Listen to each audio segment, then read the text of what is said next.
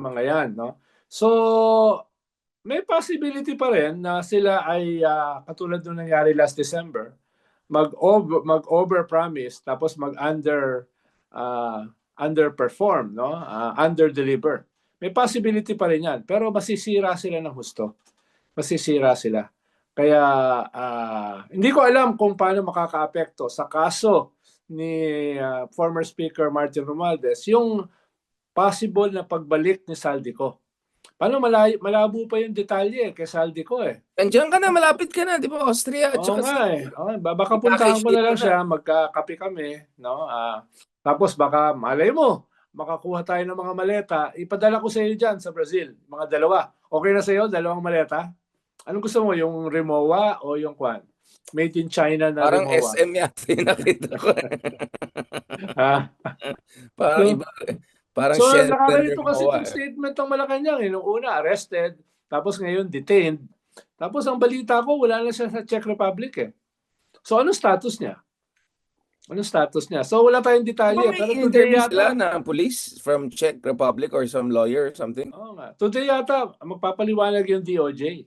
Dahil yung may DOJ team dito eh. No less than the Secretary of the Department of Justice at saka yung kanyang Undersecretary nandito para pumunta sa Czech Republic. Hindi naman kami nagkasalubong sa airport eh. Tsaka mukhang hindi naman ako yung kanilang dadalhin pabalik, no? Wait lang. Parang rin to, isama natin. Baka gaganunin ka nila sa Ronald. So a lot of things are happening here while you're out there in the wilderness of Brazil. Nasa abroad ka rin eh. Here ka ng here. Mas here ka malapit sa Austria. Pero ako wala naman ako sa wilderness. At saka pabalik na ako tomorrow. Pabalik na ako sa Pilipinas. Ikaw mukhang hindi ko alam kung sa pa lupalop magpupunta eh. Hinintay ko bang yung mga penultimate moment. So what numbers are we looking at in the Senate if hahabulin talaga yung ibang mga senador? Pero para sigurado 17. Pero yung kailangan is 16. Pero alam mo naman yung majority na 15 ay at least 5, 6 doon, hindi ka nakakasigurado. No? So malaki pa yung kulang. Tapos sa minority, kailangan makakuha ka enough para makonvict, di ba? So, pero kung siguro ikaw magde-negotiate sa mga senador, baka makuha yung numbers. No? Dahil it's not about hindi naman siya legal talaga eh. Legal yung framework, pero political yung substance. Because these senators are not real judges. No? Yung suot lang nila ni Robin Hood Padilla, yung damit ng judge. No? Pero kaya they will not simply be looking at evidence. They will be calculating about popular opinion. They will be calculating about their political future. No? They will be calculating depending on the carrot and stick. Not really about the evidence. Dahil yung evidence naman nandiyan eh. Na-shock naman ako dyan, Sir Ron. Very, very disappointing. Especially since, hindi ko alam, nakita mo yung statement ni 50,000 likes or dislikes na yung sinabi ni Robin Hood Padilla na gusto niya mag-abroad na rin. Pagod na siya sa ating bayan. Wala na daw pag-asang bayan natin. So yung mga tao, ano ba bang hinihintay mo? Kaso nakakaawa naman tayo ibang bansa kung pumunta siya dyan. So ano tingin mo dyan, Sir Ron? Na-depress naman ako sa sinabi niya. We need him so much eh. We need him in the Philippines. Malaki siyang inspiration eh of what not to be done, of what not to be. No? So medyo waxing philosophical ako eh sa presence ni Robin Hood Padilla sa Pilipinas. Dapat wag siyang umalis. No? Dahil maganda siyang measuring stick eh. No? Hindi na daw niya nakikita ang future ng sistema at patawarin na daw siya. Gusto ko na talaga. Wow. I'm so amazed. He never failed to amaze me. Pero parang kailangan pa natin siya ng one more election cycle para yes. Kailangan pa natin siya. Parang daming natatalong artista dahil nandyan. Exactly. Tapos kung sakaling ma-impeach si Sara, sakali lang, pwedeng siya yung pumalit as a candidate. Ang lakas nun. That's a very powerful encourage natin siya candidate. Para go for G na siya, go for G. Kaya, sir, wag ka muna mamaya ka na namin papatawarin. Yung papatawarin, nasaan na si Bato at Bongo? Lumalabas na yung mga AI-generated na 3 karton na magkakatabi dyan sa The Hague. Oo. Nakita mo rin, ha? Sumisikat na yung ano, Cartoon Network na yan. Oo. Marami yun. Hindi lang tatlo yun. It will be a cabal of mass murderers, no? It will be a cabal of people accused of crimes against humanity. Sana nga yung mga Chinador makasama na rin Kaso hindi pa kasama I'm sure at the rate things are going, baka Mhm. mag-abroad din sila pero sa China. Sa last part naman tayo ng discussion, sir, because I know you need to go to your next appointment kasi yung mga social na katulad mo na very in demand, Sir Ronald. Sir Ronald, Napaka-insignificant kasi nung podcast na ito. Kaya, Sir Ronald, gusto ko nga uh, magseryoso, nasisira yung momentum ko sa'yo eh. Ito. Pero, so, by the way, where do you stand dito sa discussion na si Lenny saying categorically na ayaw niya talaga tumakbo. And then may sabi, hindi, ano lang yan, para she's still, she needs more convincing, ganyan-ganyan.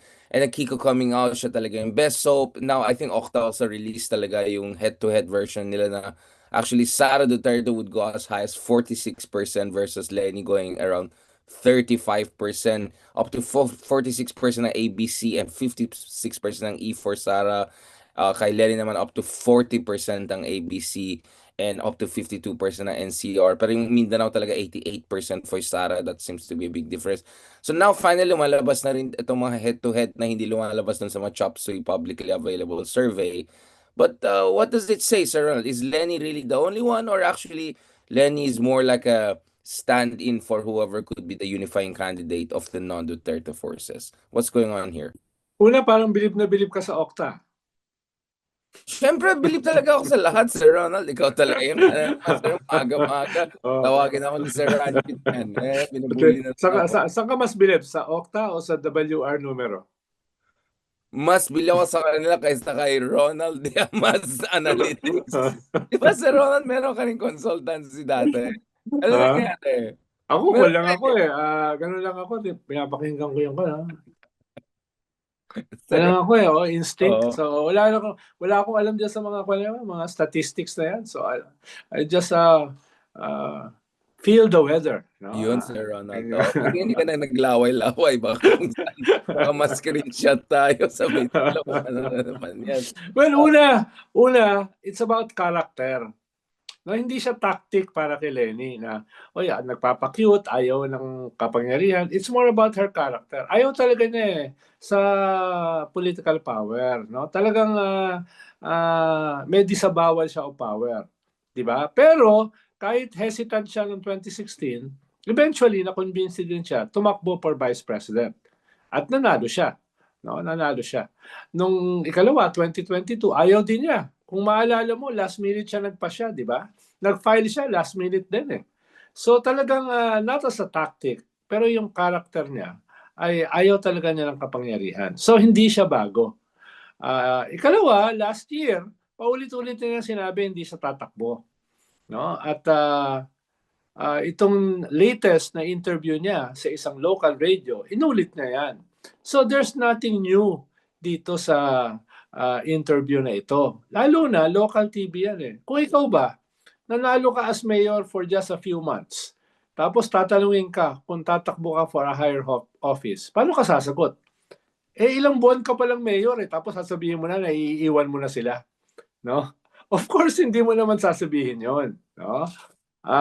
Kaya ikatlo, mas ang kailangan diyan is a clamor. Not only from the national, katulad nila Kiko, etc., no?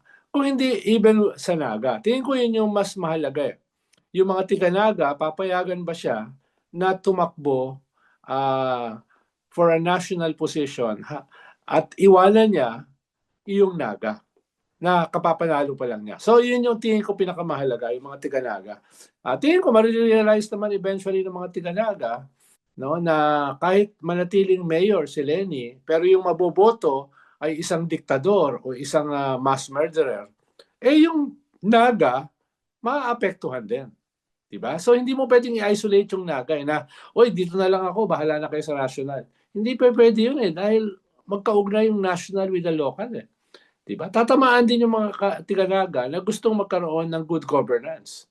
They will be destroyed by capricious, unhinged leader, no? Kaya tingin ko yun yung pinakamahalaga. Kaya ako, from my vantage point, hindi ko pa tinitignan na final na yan. Although ayoko i-second guess, yung talagang decision ni Lenny. Kung talaga magde-decision siya with finality na hindi na siya tatakbo, dahil isang measurement ko dyan, meron siyang i-endorse. No? At we have to wait kung yung i-endorse niya, matatransfer yung kanyang political capital doon sa kanyang i-endorse. Paano sa ngayon, si Bam at saka si Risa are not doing too well sa surveys. So baka dahil ang pink wave nakatingin pa rin kay Lenny. Kung with finality, sasabihin ni Lenny, hindi na ako tatakbo, then she has to endorse someone. No? Ngayon, yung other forces, yun yung mas delicate.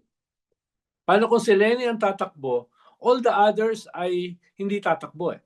The tulpos, the administration candidates. Pag hindi na tatakbo si Lenny, then sasabihin ng mga iba, Baka the flip open. kapantay ko lang naman yung iba eh. Magkakapantay lang naman kami ni Bam, ni Risa. So sasabihin ng mga tulpo, mas mataas pa kami sa kanila. Di kami na lang. No? Sasabihin ni John B. Cremulya, ni General Torre, ni Vince Dizon, teka, mas kaya namin. We have the machinery, no? We have the resources. Pantay lang naman kami sa survey. So we might as well run. So yun yung danger kung sakaling hindi tutuloy si Lenny. Paano kung si Lenny aatras yung karamihan, if not all. Kung hindi siya, at hindi klaro na maililipat nga yung kanyang political capital doon sa kanyang endorse, then others will be willing to run. And then, Sara will have a greater advantage over everyone. So, yun yung danger.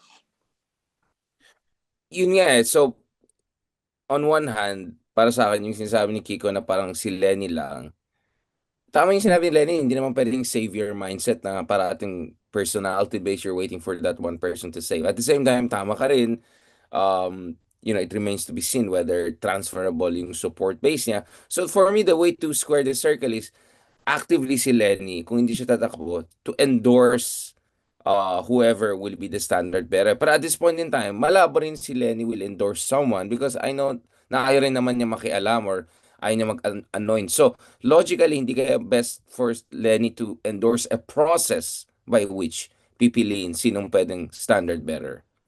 At tingin ko may process na yon. Pero you cannot wait forever. It has to happen this year. Ikalawa, alam mo, galing tayo sa progressive movement eh. Hindi naman tayo naniniwala na isang tao ang magiging savior. Di ba? Pero look at the landscape. People are looking for a leader. People are looking for a savior.